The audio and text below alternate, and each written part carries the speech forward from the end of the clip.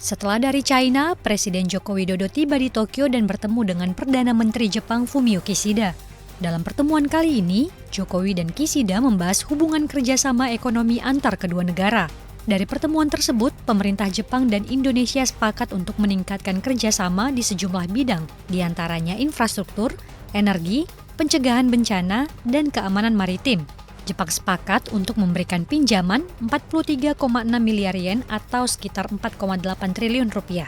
Dana tersebut akan digunakan untuk proyek infrastruktur dan pencegahan bencana. Namun, Presiden Joko Widodo secara khusus meminta kepada Perdana Menteri Jepang Fumio Kishida untuk menyelesaikan sejumlah mega proyek infrastruktur di Indonesia, mulai dari proyek MRT, Pelabuhan Patimban, hingga Blok Masela. Tak hanya itu, Jepang dan Indonesia sepakat untuk merampungkan protokol perubahan perjanjian kemitraan ekonomi Indonesia-Jepang dan akan ditandatangani di sela-sela konferensi tingkat tinggi G20 di Bali. Jokowi juga turut meminta kepada Kishida untuk menurunkan besaran tarif beberapa komoditas dari tanah air seperti tuna, pisang, dan nanas. Jokowi juga meminta akses pasar untuk produk mangga.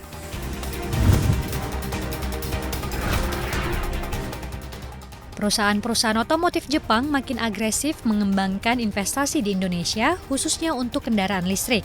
Setelah Mitsubishi yang menambah investasi 10 triliun rupiah, kini Toyota juga akan menambah investasi 27 triliun rupiah hingga 5 tahun ke depan. Dengan terus mengalirnya investasi, Menko Perekonomian Airlangga Hartarto menyatakan Indonesia bisa menjadi salah satu basis kendaraan listrik di Asia Tenggara. Ke depan, Toyota berencana menambah beberapa jenis kendaraan hybrid electric vehicle yang sudah masuk dalam pipeline waktu 4 tahun ke depan.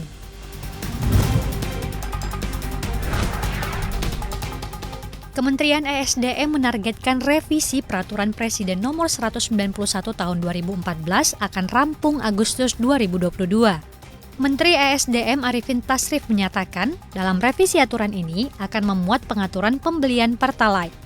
Di sisi lain, Arifin Tasrif memastikan pemerintah belum akan menaikkan harga Pertamax dalam waktu dekat. Hal ini menimbang daya beli masyarakat. Harga Pertamax diketahui terakhir naik pada April lalu. Meski sudah naik, harga Pertamax masih jauh dari harga keekonomian. Diketahui, harga minyak telah melambung lebih dari 30% sejak awal tahun 2022. Tingginya harga minyak dunia mempengaruhi harga keekonomian BBM, termasuk di Indonesia. Bahkan, harga BBM RON 90 maupun RON 92 seperti Pertalite dan Pertamax seharusnya di atas Rp30.000.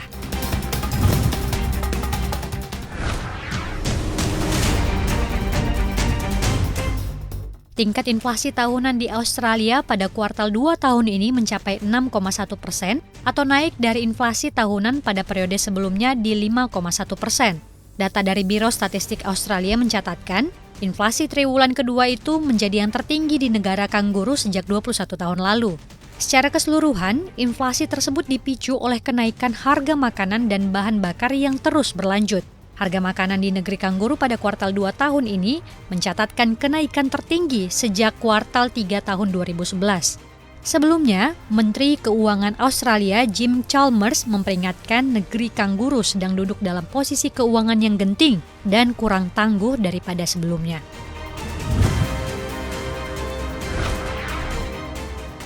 Dana Moneter Internasional atau IMF memangkas proyeksi pertumbuhan ekonomi global tahun 2022 dan 2023. IMF memangkas proyeksi pertumbuhan ekonomi global tahun 2022 menjadi 3,2% dari rilis April sebesar sebelumnya 3,6%. Sementara untuk tahun 2023, IMF memangkas proyeksi laju ekonomi dari 3,6% menjadi 2,9%. IMF menyebut perlambatan ekonomi Amerika Serikat, China, dan India berkontribusi paling besar pada penurunan proyeksi ini. Proyeksi ekonomi Amerika Serikat tahun 2022 dipangkas 1,4% menjadi 2,3%. Ekonomi China hanya tumbuh 3,3% dan proyeksi ekonomi India dipangkas 0,8% menjadi 7,4%.